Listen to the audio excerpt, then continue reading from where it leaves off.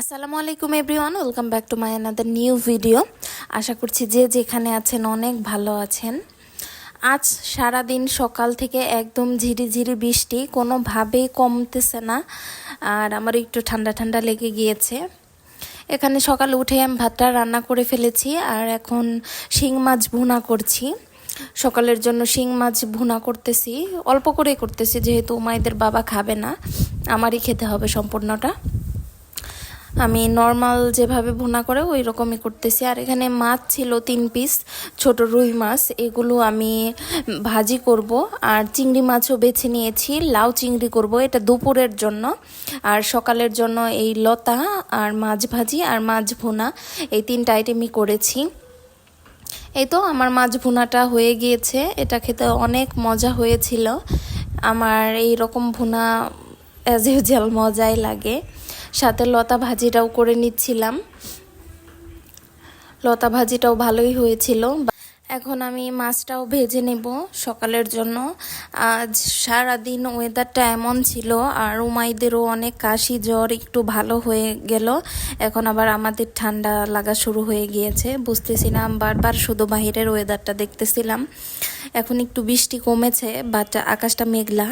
5 minute বন্ধ হয়, আবার 5 মিনিট বৃষ্টি পড়ে, এইরকম অবস্থা সারাটা দিন একইভাবেই চলতেছিল। এখন প্রায় 10:30টার মতো বাজে, আমি লাউ ডাঁটাটা রান্না করে ফেলবো। আমি এখানে জাস্ট সম্পূর্ণ রান্নাটা কাঁচামরিচ দিয়েই রান্না করেছি। এখানে আমি কোনো এক্সট্রা মরিচের গুঁড়া ইউজ করি না। আর আমি অলওয়েজ ট্রাই করি লাউটা যাতে একটু সবুজ সবুজ টাইপের থাকে, রান্নার পরও আমি ওইভাবেই মশলা দিই।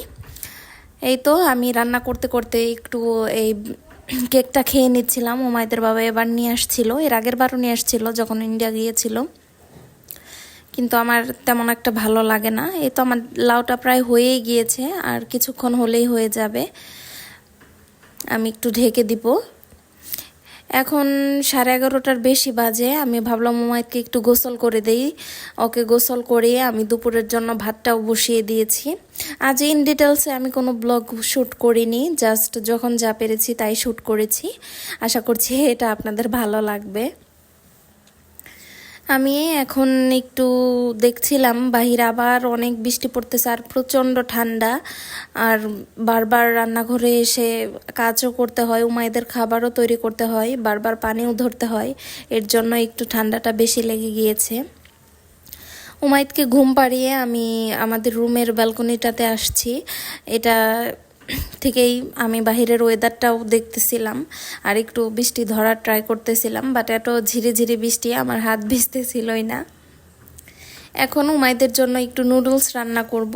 উমাইদের জন্য বললে ভুল হবে, সবার জন্যই করব, বাট আমি খাবো না, আমার হাজব্যান্ড আর শাশুড়িকে দেব। আর উমাইদও একটু খাবে। ম্যাগি নুডলস 1 প্যাকেট নিয়েছি, অল্প অল্প করেই সবাইকে দেব। আমার ভালো লাগলো না কোনো নাস্তা বানাতে, এর জন্য আর কিছু করি নাই। এই উমাইদের নুডলস থেকেই দিব, উমাইদ তো খাবেই না, 2-1 বার মুখে দিবে, এর জন্য ভাবলাম যে 1 প্যাকেটই থাক। রান্না শেষে এখন আমি একটু দুধ জাল করে নিব, একটু কফি খাবো। আমার প্রচণ্ড মাথা ধরেছে, উমাইদের বাবারও ঠান্ডা লেগেছে। আর এখানে আমি একটু ডাল সিদ্ধ বসিয়ে দিয়েছি, ডাল ভর্তা বানাবো। ভাবলাম একটু ঝাল ঝাল করে ডাল ভর্তা খেলে হয়তো বা ভালো লাগবে। ডালটা আমি সিদ্ধতে বসিয়ে দিয়েছি। এই তো আমার ডালটাও হয়ে গিয়েছে। আর এখন শুকনা মরিচ ভেজে নিচ্ছি, আমি ওই প্যানেই দিয়ে দিয়েছি। আর এখন একটু উমাইদের বাবাকে কফি বানিয়ে দিব। আমার হাতের কফিটা উমাইদের বাবা সহ সকলেই অনেক পছন্দ করে, আর আমি দুধের শটটাও এই কফিতেই দিয়ে দিই, এতে করে আরও বেশি মজা লাগে। এই তো আমার ডাল ভর্তাটা ডান। আশা করছি আপনাদের আজকের ব্লগটি ভালো লাগবে, ভালো লাগলে অবশ্যই পাশে থাকবেন আর বেশি বেশি করে কমেন্টস করবেন। সো ধন্যবাদ সবাইকে, আসসালামু আলাইকুম।